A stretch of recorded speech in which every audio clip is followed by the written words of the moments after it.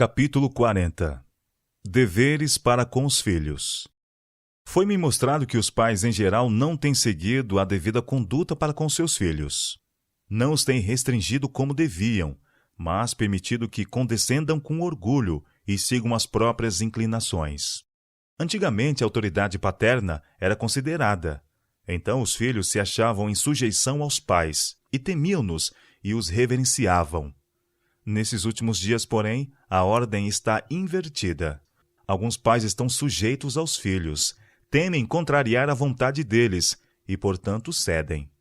Mas enquanto os filhos se encontrarem sob o teto paterno, dependendo dos pais, devem estar subordinados ao seu domínio. Os pais devem agir com decisão, exigindo que seus pontos de vista do direito sejam seguidos. Eli poderia ter restringido seus ímpios filhos, mas temia-lhes o desagrado. Tolerou que prosseguissem em sua rebelião até que se tornaram uma maldição para Israel. Exige-se dos pais que reprimam seus filhos. A salvação dos filhos depende muito da conduta seguida pelos pais. Em seu amor e afeição equivocados pelos filhos, muitos pais condescendem com eles para dano seu, nutrem-lhes o orgulho e põem sobre eles enfeites e adornos que os tornam vãos, e os levam a julgar que a veste faz a senhora ou o cavalheiro.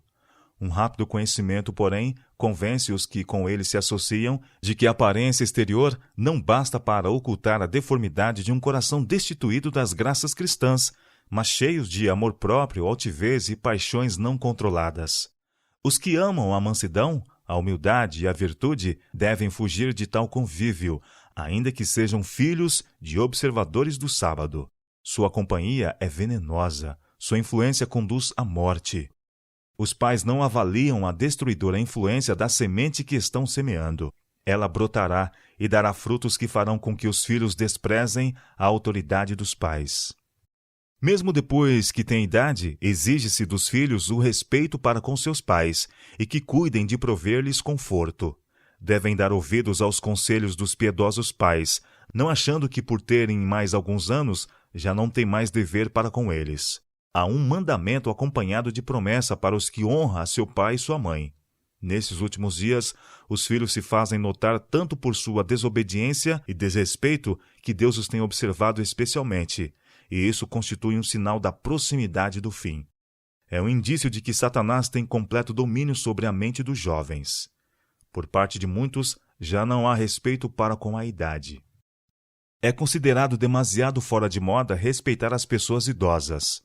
Isso remonta aos dias de Abraão.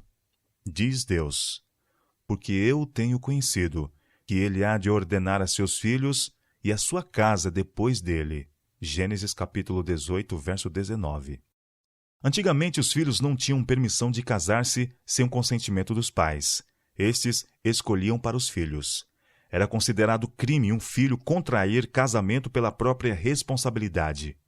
O assunto era primeiramente exposto aos pais, e eles consideravam se a pessoa que devia ser posta em estreitas relações com eles era digna, e se as partes estavam em condições de sustentar uma família.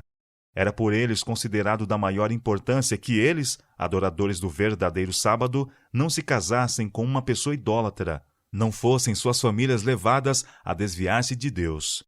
Mesmo depois de os filhos estarem casados, achavam-se na mais solene obrigação para com seus pais.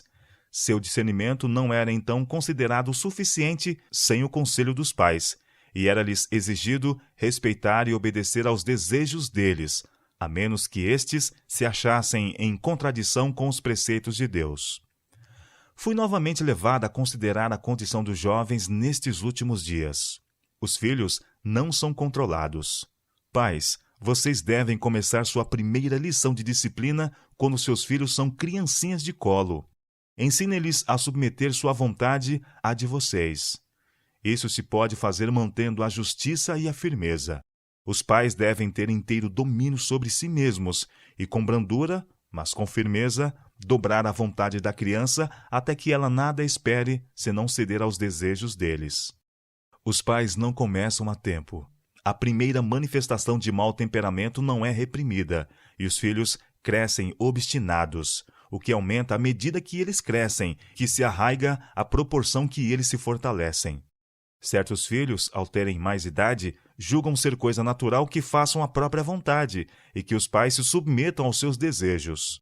Esperam que os pais os sirvam, impacientam-se com as restrições e, quando têm idade suficiente para serem úteis aos pais, não assumem as responsabilidades que devem. Foram eximidos de responsabilidades e crescem inúteis em casa e lá fora. Não têm capacidade de resistência. Os pais suportaram as responsabilidades e toleraram que eles crescessem na ociosidade sem hábitos de ordem, de laboriosidade ou de economia.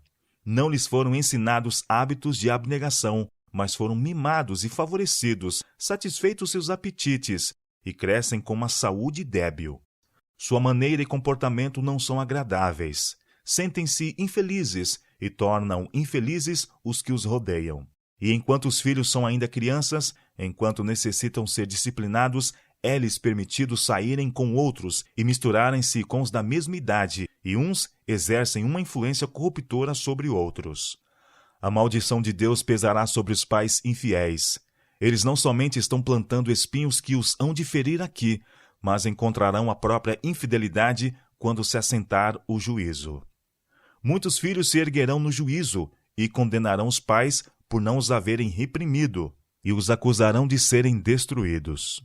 A falsa compaixão e o amor cego dos pais faz com que eles desculpem as faltas dos filhos, passando-as sem correção, e os filhos se perdem em consequência disto, e o seu sangue recairá sobre os pais infiéis. Os filhos que são assim criados sem disciplina têm tudo a aprender quando professam ser seguidores de Cristo. Toda a sua vida religiosa é afetada pela criação que tiveram na infância. Aparece o mesmo espírito obstinado, a mesma falta de abnegação, a mesma impaciência sob as reprovações, o mesmo amor próprio e indisposição de buscar conselhos dos outros ou de ser influenciado por juízo alheio, a mesma indolência, fuga das ocupações, falta de sentimento de responsabilidade. Tudo isto se vê em suas relações para com a igreja. É possível essas pessoas vencerem, mas quão dura é a batalha, quão severo o conflito, quão difícil é passar pelo curso da inteira disciplina que lhes é necessária para alcançarem a elevação do caráter cristão. Se, porém, eles vencerem afinal, é-lhes permitido ver, antes de serem trasladados, quão perto chegaram eles do precipício da destruição eterna, devido à falta de rigoroso preparo na juventude, a falta de aprenderem a submissão na infância.